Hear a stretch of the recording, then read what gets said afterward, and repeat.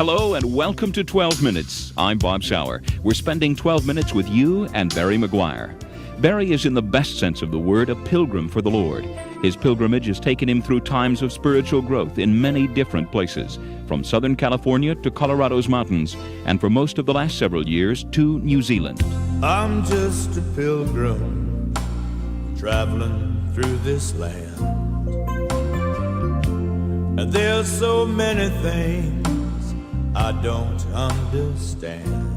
And I got to a point where I just felt just like I wasn't really making a difference, that my songs weren't making a difference in anybody's life, So I went to the Orient in 1982, and I really felt an acceptance there that I hadn't felt in the States in several years. So I went back we were living in Denver at the time. I told my wife, how'd you like to move to New Zealand? And of course, she's a Kiwi, so that made it possible for us to immigrate here.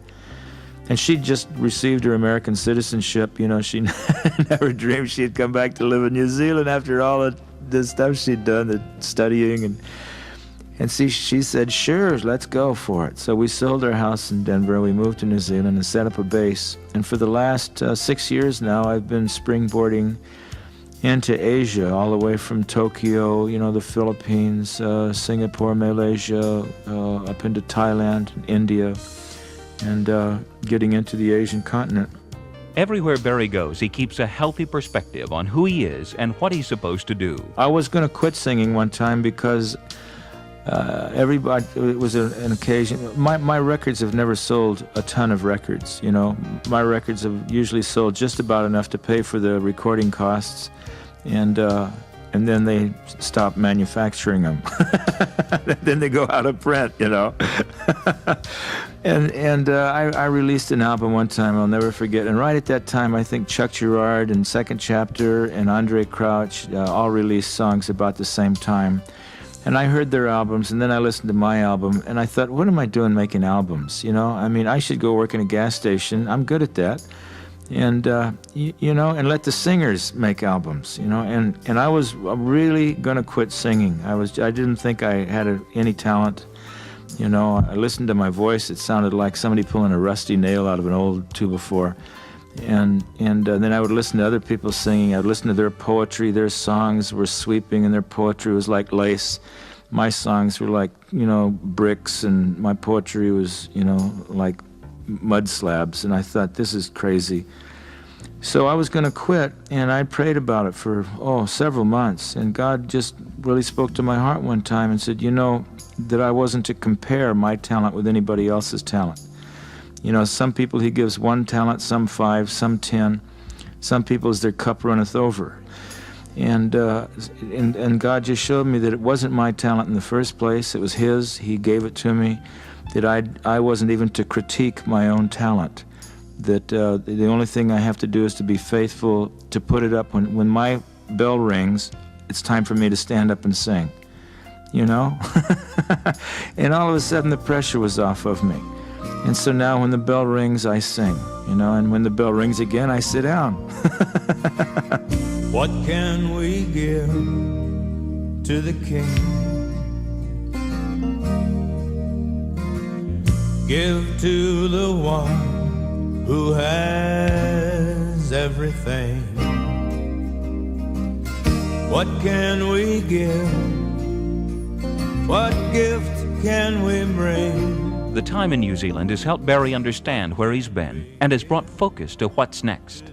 This time in New Zealand for me has been a real time of pulling back. My wife told me the other day, I was away and talking to her on the telephone, and Mari says, honey, our marriage has been like, we just had our 16th wedding anniversary this week, and she says our marriage has been like a butterfly. She said, first came the worm. For the first 10 years of our life, we just kind of crawled and slogged along. And then came the cocoon, and these last 6 years of our life here in New Zealand have been just like that. We've been cocooning together, And she says, and the butterfly is just, I feel like it's just starting to emerge from the cocoon. 2.5 years ago, World Vision New Zealand got in touch with me, asked me if I'd like to do some concerts here in this country. and started working with school children ages 6 to 10 years old.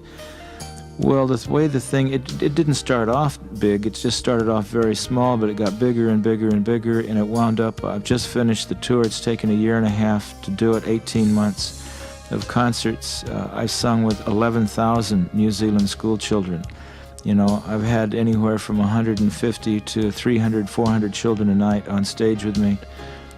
It was the most exciting, the most personally fulfilling. I got letters from kids that just, you sit there and weep reading the letters because of their gratitude and their honest response to just the love of God in me. You know, it's not me, the person, you know, it's what Christ has done in me, that they're responding to that honesty and that compassion and that love that Christ has put in me, you know, and changed my life. And it's so great to be a role model for kids that's a healthy role model. Like my children were reading a letter to me the other day where one of the children expressed his wish. He says, "I wish you were my dad." And my son and daughter were saying, "Oh, no, he's already taken. You know, he's spoken for." We've been praying for the last several years, not for a new chapter. You know, Mari and I have been praying for a new book to begin, you know, to put the old book away and a whole new book of, you know, of relationship with him, with each other, with outreach into the world, into the community, the lost community. And this working with children has been, we feel, God's answer to that prayer.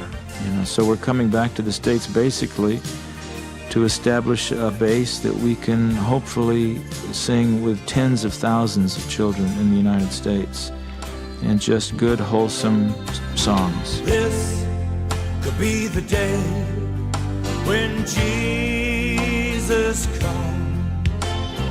This could be the day our Lord returns. Coming back to the United States means working on more than just music. It means writing of other kinds as well. We have 2 books scheduled. That's the first thing we do when we get back to the States, is get our word processor together. And we've got one already on a floppy disk we'll be bringing with us. And then there's a couple more that we've been talking about. One of them is a book about the relationship of my wife and I, how we came to know each other, the absolute impossibility of our ever making it as a married couple, and how God moved in our lives to allow us to continue on together as a man and wife, you know, and what we experience now as a result of these last 16 years. So we want to do a book, like a his and hers book, you know, where we'll both tell the same story. Like she'll have one page and I'll have, you know how the Bibles, they have them with the 2 different translations? On the, you know, one page has got one and the other side is the other.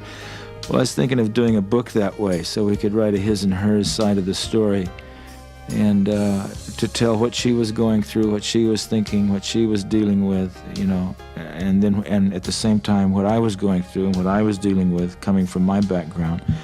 And hopefully that will allow a lot of people to come out from under the confusion of what a married life is really all about.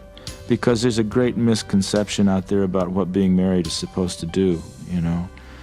And once that gets out of the way, being married is really, it's a lot of fun. See, our greatest thing that Mari and I discovered was that I can't find my personal fulfillment in Mari. She can't find her personal fulfillment in me. You know, the only person in the universe that can fulfill me is Jesus himself.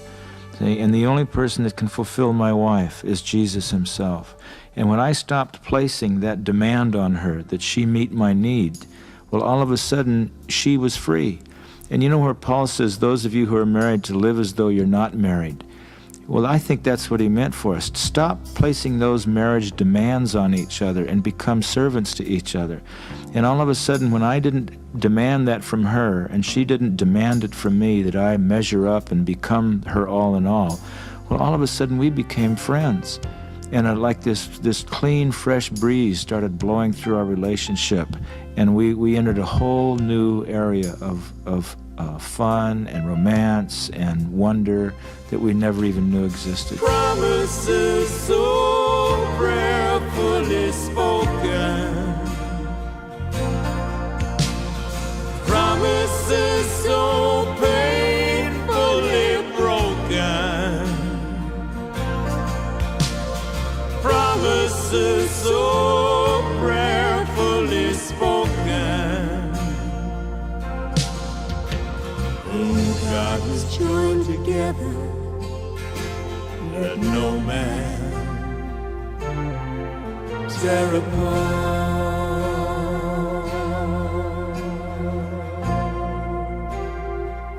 Two words put Barry's pilgrimage into perspective. The first is transparency.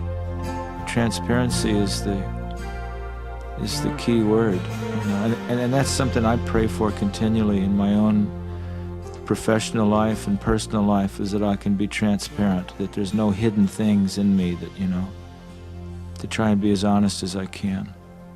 The second word is home.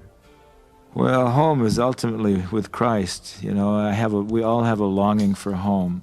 Here in this world, home is wherever my family and I find ourselves to be together at the same place at the same time. It can be in a hotel room or a hilltop or driving down the road in a van. You know, home is where your heart is, and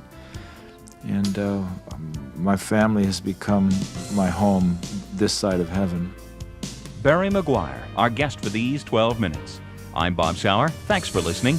12 Minutes is a presentation of Live Oak Records and this station.